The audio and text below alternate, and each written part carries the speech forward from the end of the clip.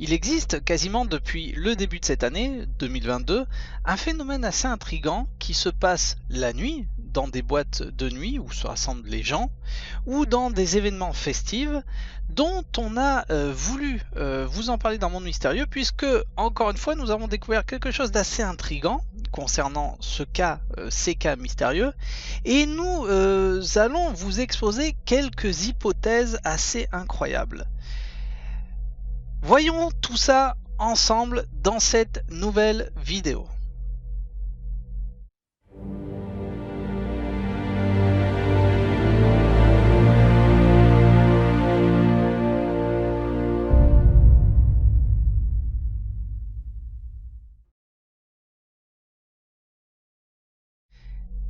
Bonjour à tous et bienvenue sur Monde Mystérieux. Alors voilà, comme je le disais en intro de cette vidéo, il existe un phénomène quasiment depuis le début de cette année 2022 qui se produit donc la nuit, principalement dans des boîtes de nuit, mais plutôt où se rassemblent des gens, dans des concerts, dans des événements festifs, où les femmes, en priorité les femmes, subissent des genres de piqûres, hein, des espèces de piqûres comme si c'était des piqûres violentes. Hein, on voit sur certaines photos encore l'hématome autour de la piqûre, ce qui est assez violent. Nous voulons absolument vous en parler encore une fois dans Monde Mystérieux puisque personne n'en parle. Hein, personne n'en parle. Très peu d'informations sont divulguées sur internet, sur les réseaux, et ce qu'on a découvert dans Monde Mystérieux, on a cherché dans pas mal de sources, et ce qu'on a découvert, on veut vous l'exposer. Donc vous avez le droit, comme d'habitude, de prendre en considération ce qu'on dit, ou de pas en prendre au sérieux, de pas prendre au sérieux ce qu'on dit, de couper la vidéo si vous avez envie, et tout avec respect comme d'habitude bien évidemment.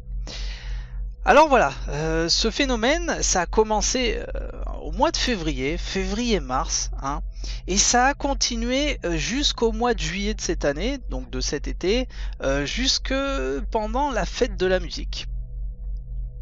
Donc ce qui se passe, c'est que au moment de ces soirées,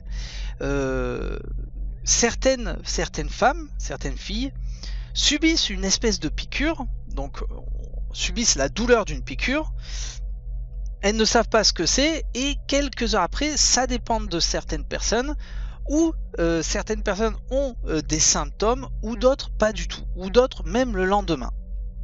Des symptômes comme des vomissements, des étourdissements, certaines personnes tombent dans les vannes carrément, s'évanouissent. Il y a même eu un cas de coma, apparemment, c'est assez violent. J'ai pu lire une fille qui avait les yeux voilés, c'est-à-dire elle voyait tout noir, elle voyait plus rien. Donc vous voyez, les symptômes sont assez variés, que ça soit violent ou très peu violent ou pas du tout. Alors comme je le disais, ce qu'on va vous exposer comme hypothèse, attention, ce sont des hypothèses, vous avez le droit de les prendre au sérieux ou pas du tout.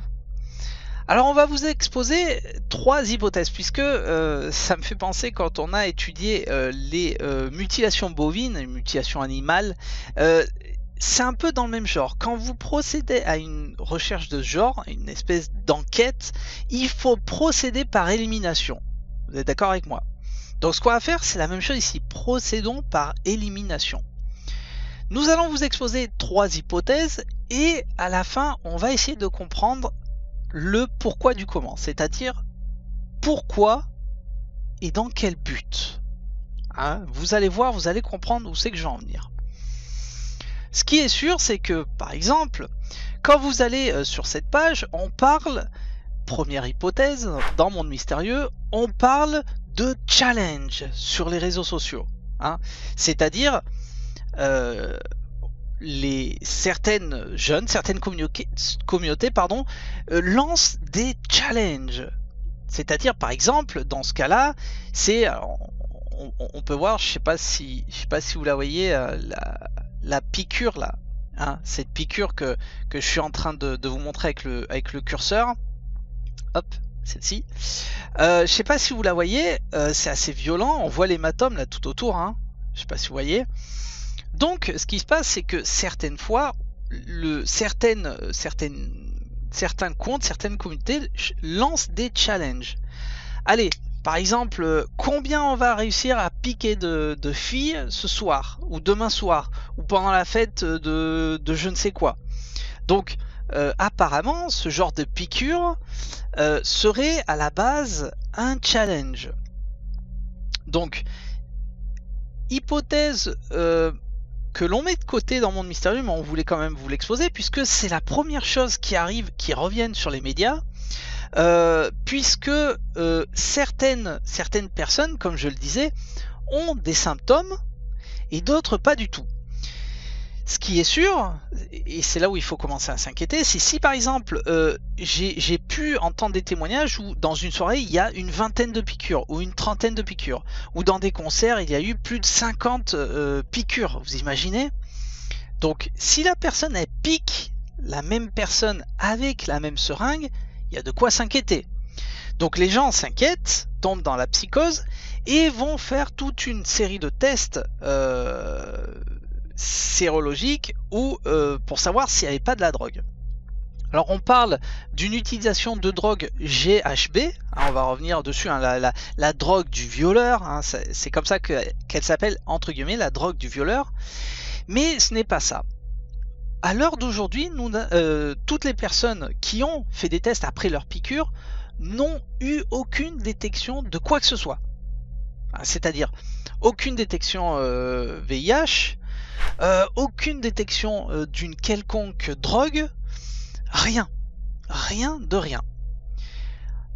Aussi, aucune seringue n'a été retrouvée. Je vais revenir dessus dans un moment.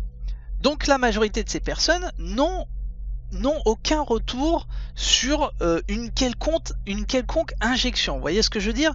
C'est-à-dire que la personne reçoit la piqûre, qu'est-ce qui se passe? Et quelque temps après, ou elle tombe dans les pommes, ou elle fait un malaise, ou elle se sent mal, ou elle a des vomissements, mais elle n'a rien de spécial. Elle n'a rien dans le sang. Rien n'a été injecté dans le sang. Ceci est la première hypothèse dans Monde Mystérieux. C'est comment lancer ce challenge sur les réseaux sociaux. On est bien d'accord, hein? Alors, il y existe aussi...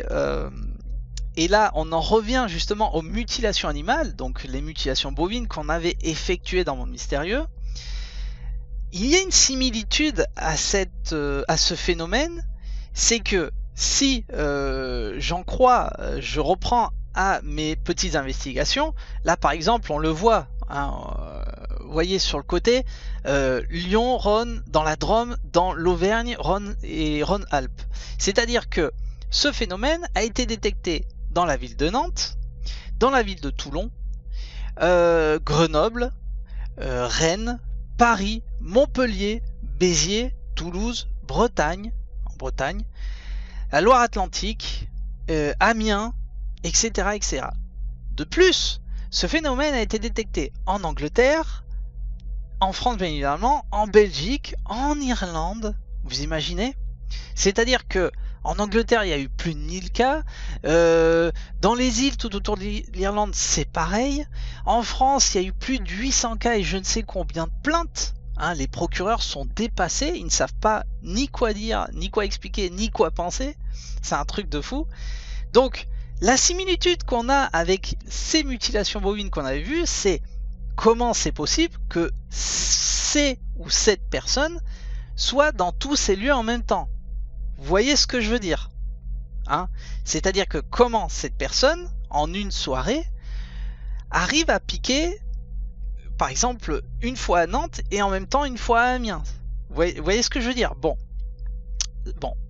ceci est la première hypothèse, donc un challenge sur les réseaux sociaux. Hein. Vous savez comment c'est aujourd'hui.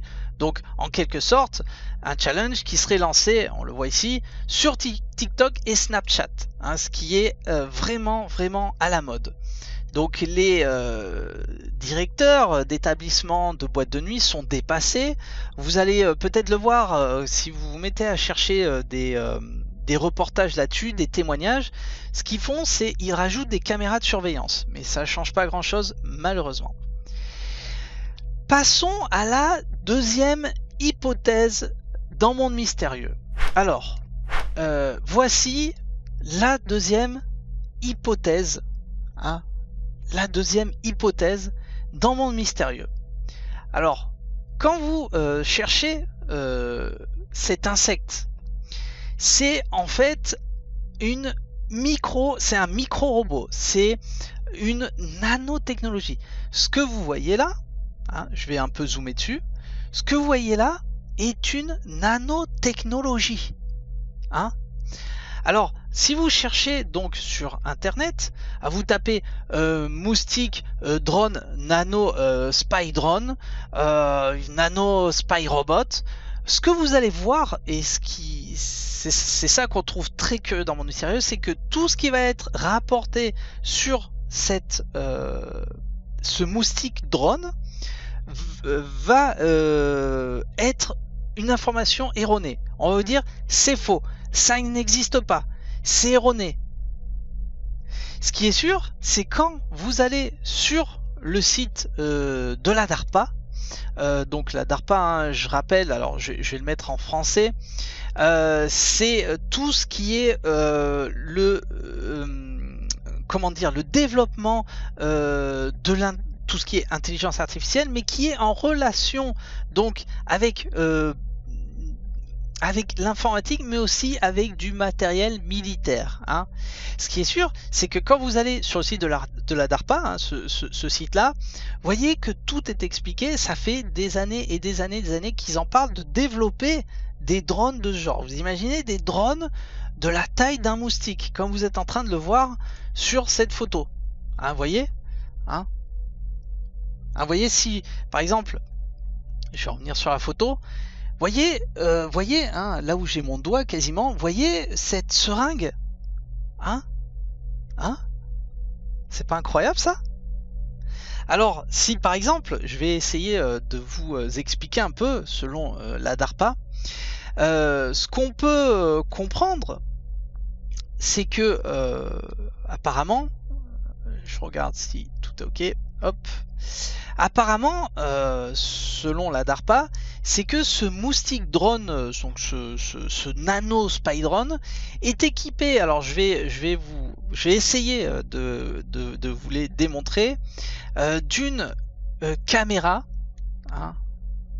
Je vais essayer de vous les noter convenablement. D'une caméra. Là, vous l'avez compris, hein, c'est quasiment plus que sûr. Hein, c'est une seringue.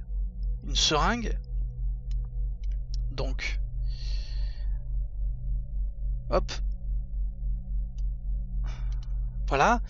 Les pattes, apparemment, la DARPA explique que les pattes fonctionnent avec des électroaimants, c'est-à-dire que cette technologie, ces pattes que vous voyez, fonctionnent avec des électroaimants qui peuvent les repousser et les attirer. Vous voyez ce que je veux dire?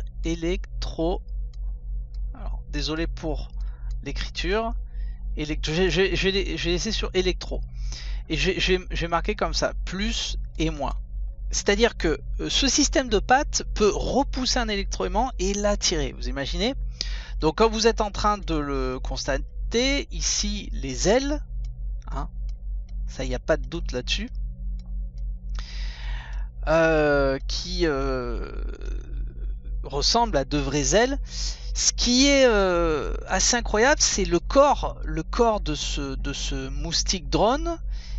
C'est carrément, on le voit, c'est une genre de pile, une genre de batterie. Hein. Je vais le noter comme ça, pile, batterie, je vais le noter comme ça, pile, batterie. Tout ce qui est l'alimentation principale. Et apparemment des senseurs seraient ici en fait, hein.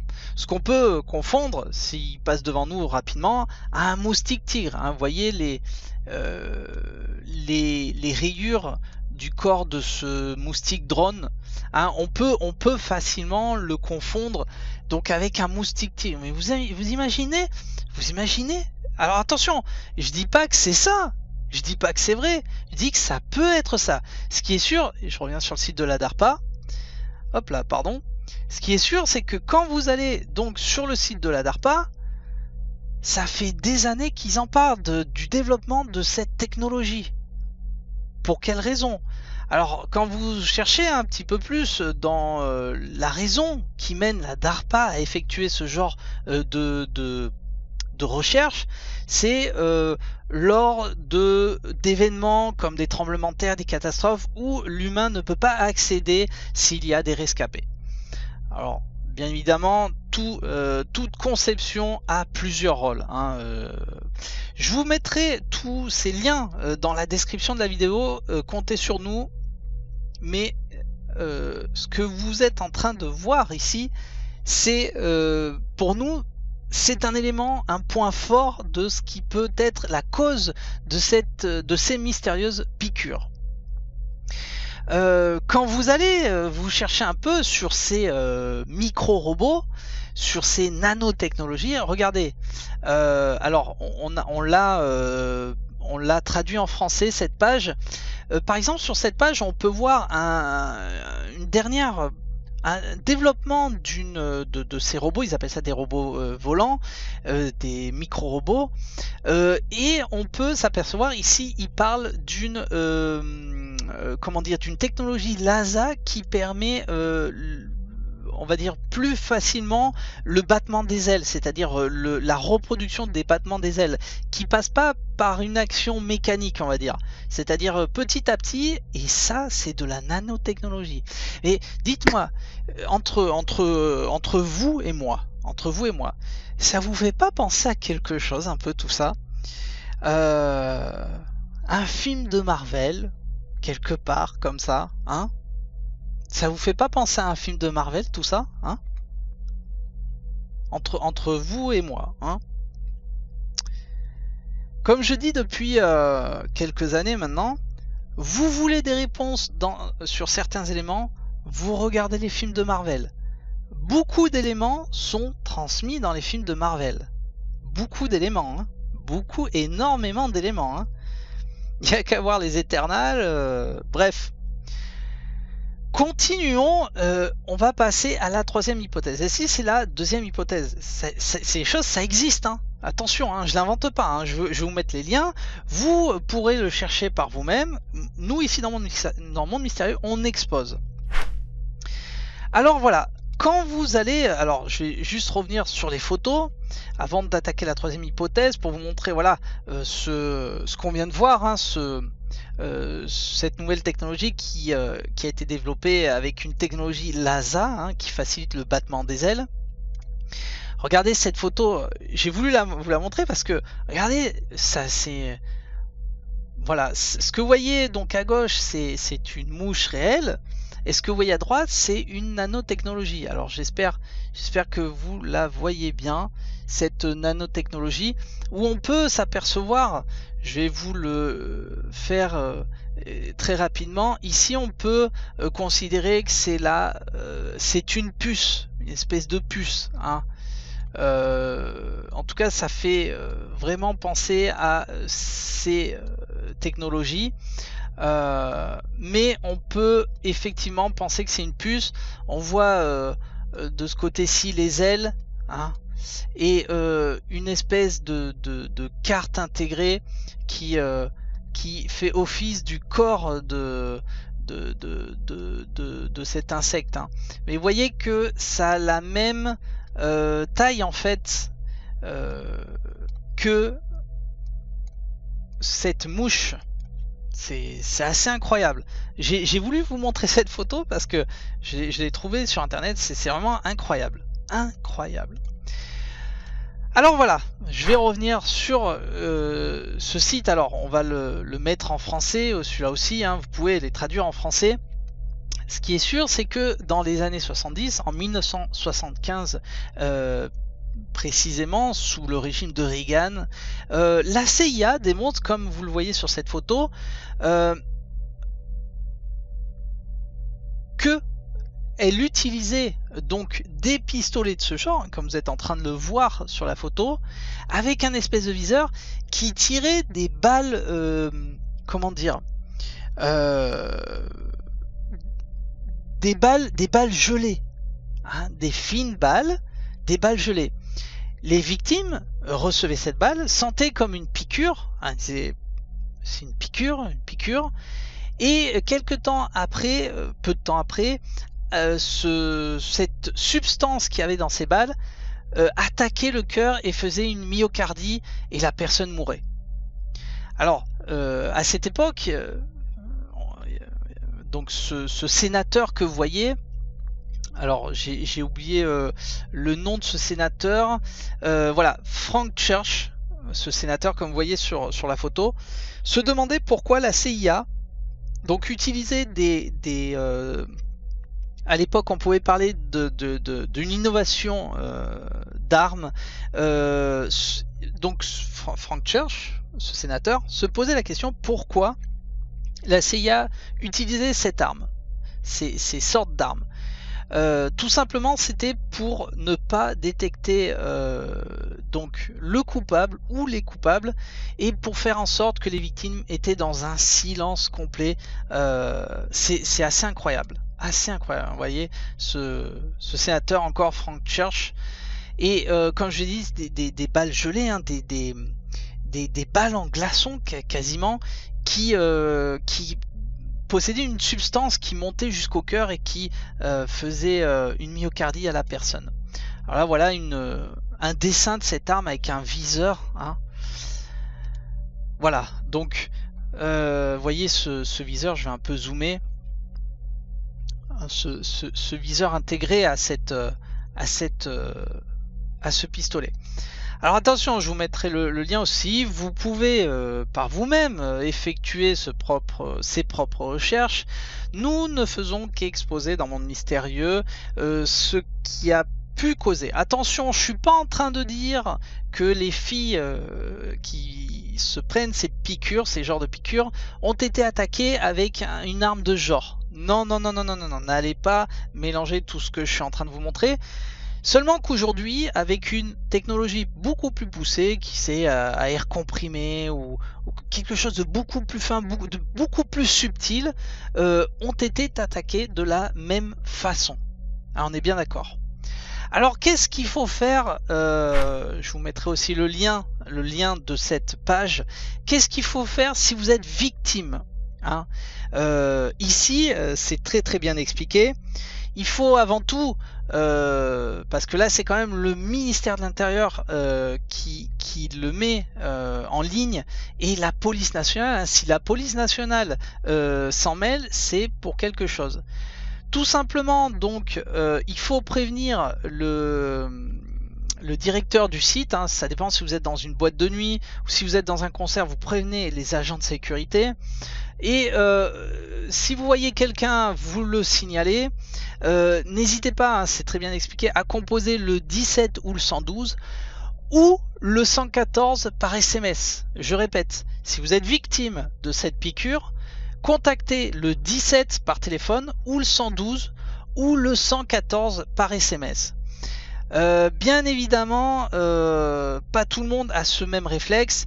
Si vous êtes victime de ces fameuses piqûres, il faut de suite le lendemain, parce que normalement c'est des tests qui doivent se faire très rapidement, hein. N'hésitez pas à vous faire dépister, donc vous faites des tests sérologiques, etc.